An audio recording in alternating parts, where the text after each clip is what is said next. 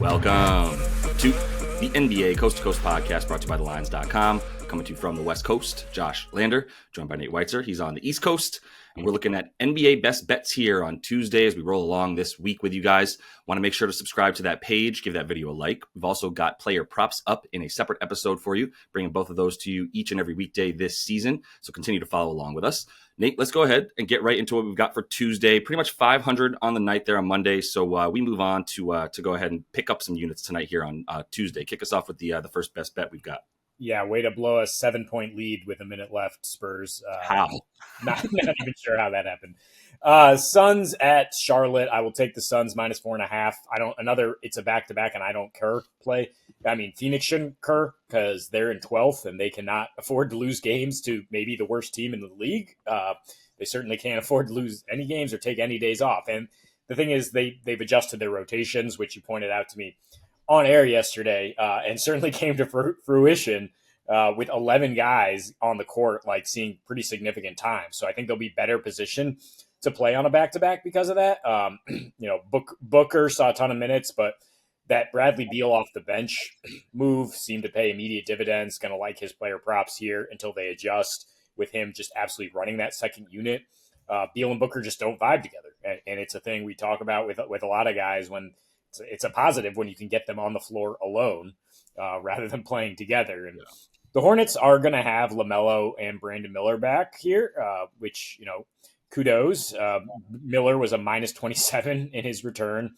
LaMelo, as you point out, doesn't necessarily help. Sometimes hurts. Like he's a classic, like stars out, bets up guy at the moment because these guys are not seeing the ball much and they're getting out of rhythm, everybody else. And they're starting to feel like, if he's not hitting his threes, it's like, what are we doing out here? Yeah. I mean, the Hornets have not been efficient at all offensively with him or without him. They're shooting under 30% from three.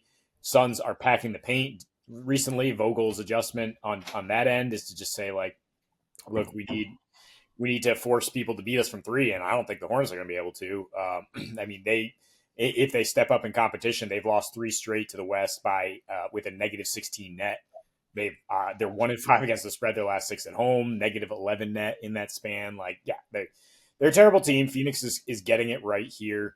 They shoot a very nice percentage on catch and shoot threes. That's their game, right? It's not just the mid range; it's sucking them in and getting threes. Charlotte allowing you to shoot threes, allowing above the break threes, and been lucky lately. Last 10, only 31% from the opponent. I think Phoenix will knock these down. Yeah, teams are taking the most above the break threes against Charlotte. It's an interesting game because you mentioned LaMelo and talk about a boomer bust game for LaMelo Ball. This Phoenix team is bad versus the pull-up. It's Budenholzer's defense. They're going to let you shoot one-on-one. They're not going to give up stuff on the three-point line. They're not going to give up open threes to everybody that they don't want to take open threes, essentially, right? So they're going to control the pace that way. So if LaMelo is hitting, great. I still don't think they cover 4.5. I think Phoenix is turning a bit of a corner here after last night's sort of shakeup. Granted, they beat Philly without Embiid, but Philly without Embiid is still better than Charlotte. End of sentence, right? So I think that that doesn't prove much, but yeah, for LaMelo, it's going to be total boomer bust. I was kind of eyeing him at 26.5 points because if he hits 5 of his 16 pull-up threes, that's how you can at least score against Phoenix is pull-up threes and pull-ups in general. But you got to make them, and you got to make a lot of them, and the consistency and the efficiency is just not going to be there. LaMelo, not my favorite NBA player. Again, we need to revisit the discussion of the NBA when LaMelo's leading the Eastern Conference in All-Star voting. But let's go to out west, where 2 somewhat struggling teams are coming into this one with Miami and Golden State. I'm going to go under 218.5. I do think Golden State wins this game as well. It's at about 9.5 now, opened at about 6.5, 7.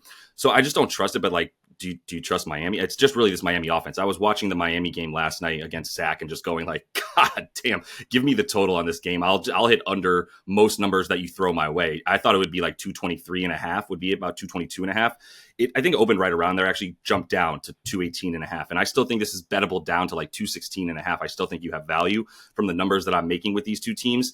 It's so painful to watch this Heat offense. Bam Adebayo as a point center, I don't know if that is just not a thing anymore, but he's not doing it. And in part, it's because there's zero worry about him taking a jump shot. And that's what we come down to. He's still now 11 games in a row without a three-pointer this season, after we talked all about how Bam was going to incorporate the three into his game. Has not been the case. And then Terry Rozier honestly looks like a running back that just turned 32, and all of a sudden we're just like, wait, he's not good anymore? What happened? He was so good just a year or two ago, and that three-point shooting not there for him either. They're 27th in pace their last 10 and 24th in offensive rating for the Heat, and we know Jimmy's played like 3 of those games. Obviously, we know all the Jimmy drama. 27th strength of schedule, though, in that last 10. They're playing bad. I mean, that drubbing at the hands of the Jazz is going to be a blemish on their record that's going to continue to haunt them, because it's just going to continue to show that they're not even good against bad teams right now. And I mean, maybe you call Sac a bad team last night, but if you look at the way that they're scoring, it's all shooting now. There's nobody going to the bucket.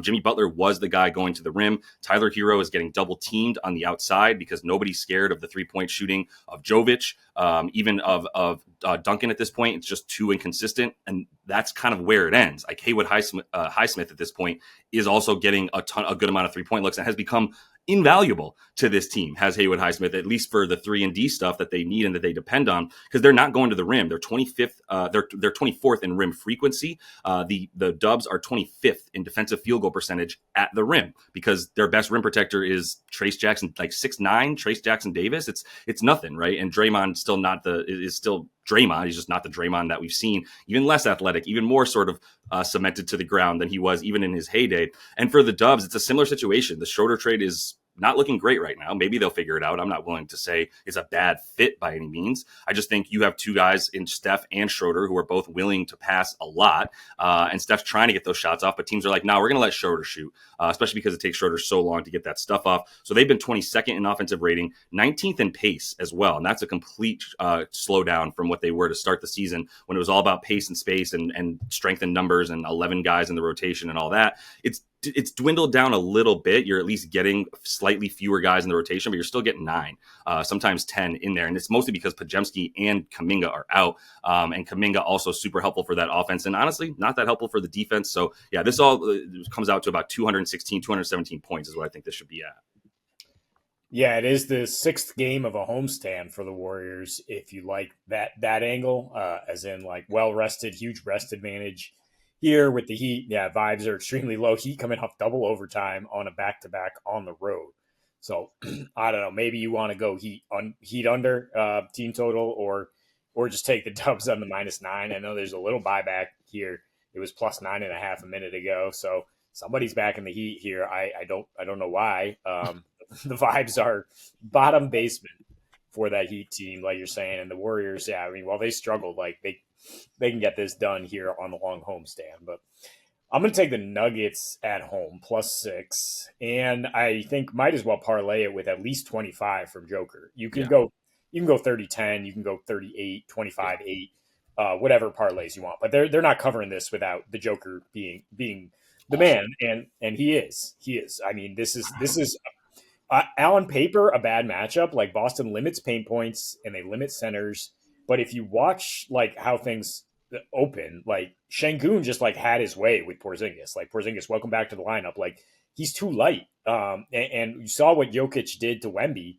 He's done the same thing to Zinger. The last 4, 31.5 a game, 153 offensive rating. 2 of those with Boston, 1 without Boston. He's gotten 32 in 3 straight against Boston. He's got 32 in 5, or he's averaging 32 his last 5 at home with a triple double.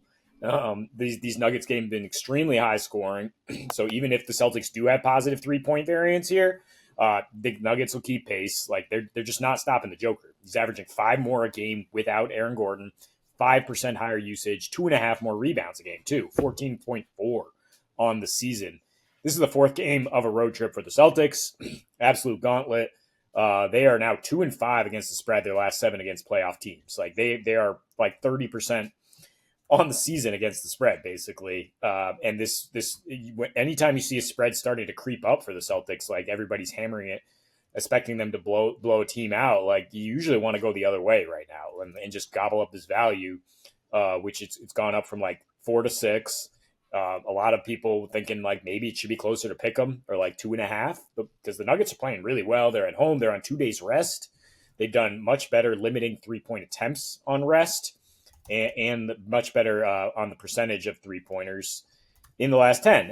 And Mike Malone, he's got some mojo to kind of limit these Celtics because covered 10 straight, whether it's the Nuggets playing really well against the Celtics or the market just not, equating these teams well enough. 10 straight covers from the Nuggets back to 2016 before the Joker was even a starter.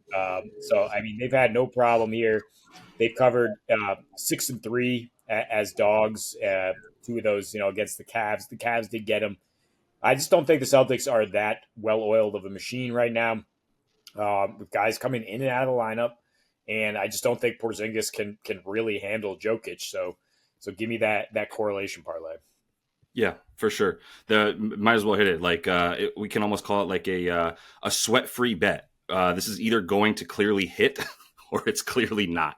If Boston, but it's really just comes down to Boston can't guard Jokic, and Denver can't guard the Celtics. So what are we going to see happen here? But likely points, I would guess. If the Celtics are hitting threes at all, then they're good to go. But they will have some success getting into the lane. For the Nuggets, they look bad. Jokic looks Jokic. Is Murray going to come along and help out? We'll see. But I also like MPJ in this game as well, playing so well for them in a lot of different ways and doing a lot more than just hitting jump shots, taking smart shots, making really good plays on offense, like intelligent.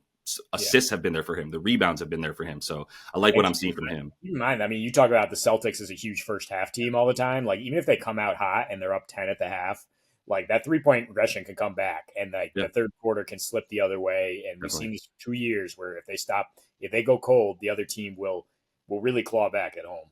Yeah, shove it down their throats. And if they're missing threes, there's long rebounds. There's sort of there's transition points. That was the other point that I wanted to make about your Phoenix bet at the top too. Was like if LaMelo's missing those threes, then it's going to be over in the first half, because then it's just going to be run and gun for all the versatile players for Phoenix. And I think that would be the case here for the Nuggets as well. With Westbrook out there, you're missing shots. Westbrook, Brown, they're going to get going. They're going to get moving down the court, and that's going to be a potential Achilles heel for the Celtics. But let's go to a gross game here. Two very underachieving teams, one actually even more than the other, which is NOLA, who still sits in 30th, although they did beat the Wizards twice. Congrats. Minnesota and NOLA is at 222.5, and we're going under here. Now, DeJounte Murray, questionable. If he sits, this is easy. I mean, I maybe you want to wait. I think 222.5 is still pretty beatable under with DJM out there, mostly because I don't like Minnesota's offense either. But just the quick numbers on DeJounte. They're scoring 8.5 more points per game with him, 111.5 versus 103. 103, man, without him. That's just wild. But it's also the pace. 100 pace with him, 95 without him. And we know CJ McCollum. If this is a CJ McCollum offense with him having the ball in his hands as the point guard and not the shooting guard, then yeah, this offense is going to go as slow as CJ McCollum wants it to go, which is half court, mid range, and above the break threes for our man. That's what he does. The defense also better without Murray. There's some caveats to this stuff because Murray has missed a lot of the games that CJ McCollum has missed and vice versa. So they're kind of tied together a bit. But 119 points per game allowed with him, 115 allowed without him. And in part, they're just playing so much slower without him and without CJ as well. So I think they'll keep the pace at around like 96, 97. That's what Minnesota's pace is at too. And this Minnesota team, honestly, is it much better on offense than what we're seeing from New Orleans? I don't think so. Not now that New Orleans even has these dudes back. Like, it's both really just gross right now. Now, in the last 10 games, it's 19th in terms of the O rating for Minnesota. What's crazy is that they're 26th in defensive rating. And they have had a very tough schedule. I will give them that. Over the course of the last 10 games, they have the number one strength of schedule, the most difficult. So we'll give them that. For New Orleans, also in the bottom here in terms of defensive rating, but on the season, they're 28th in offensive rating. And I don't see much getting better for them there here either against a Minnesota defense that hasn't been good over the last 10, like I said, but it's still 8th best on the season. And it's coming off playing a ton of really good offensive teams in the last 10 games, like I've said now a couple times. So we'll give them a little bit of benefit of the doubt, but I still think they're not as good as we thought they might be this season with Jay Randall. You had a really nice under on Julius Randle last night on the PRA. The potential assists were there for him. So he still is up at about 9 to 10 potential assists per game, but that just tells you where they're at. This has been so clunky in terms of getting open shots. They are currently shooting Minnesota a pretty good percentage from above the break threes, but they're not taking enough, right? They're 23rd in the amount of above the break threes that they're taking, yet they're up at number number 1 in field goal percentage. So it's like, yeah, that's great that you have efficiency, but there's no like flow to the offense where you're just getting consistent shots at the top of the key. It's either just a chuck from Ant or from DDV, or they're just not getting a good look from 3. So that's been a huge issue, which is why we see Dante back in the starting lineup, is like Conley wasn't getting off the threes either. And now we've got DDV starting for this team, which you would think would help them out on offense, but he's still shooting a putrid percentage from deep on the season, less than 32%. So you can't trust him. You don't have anything else in the way of shooting. And Trey Murphy now on the other side is out for New Orleans. That's been their most consistent offensive player outside these last 2 games when CJ McCollum put the hurting on the Wizards, averaging like 40 points a game or whatever in the last 2, because it was Washington, and that's where you beat them. Trey Murphy now out against a team like Minnesota. You do need to at least have 1 or 2 guys to break them down off the dribble, and 2 to 3 spot up shooters to be able to play off of that, because of that drop defense that you get from Rudy and the way that this team will collapse into the paint. And if you don't have that shooting on the outside, which Trey Murphy was the best one at that, now we're talking about more of what, like Brandon Boston out here, and like good mid-range shooter, athletic dude, not trying to talk too much trash on BB, but he's also not Trey Murphy, 6'10", bounce, and the 3-point shot. So I just think the defense isn't really gonna come more for both teams, but especially for Minnesota. And I just don't know how either of these teams are going to get like 112 each. Yeah, I mean, you trust the Minnesota defense. You don't trust their offense on a back-to-back here, and Nola with those guys out. Yeah, I don't trust them to be competitive. I mean, it's over. It's over for them. There's 7 wins at this point. Like, why would they really get fired up for anything?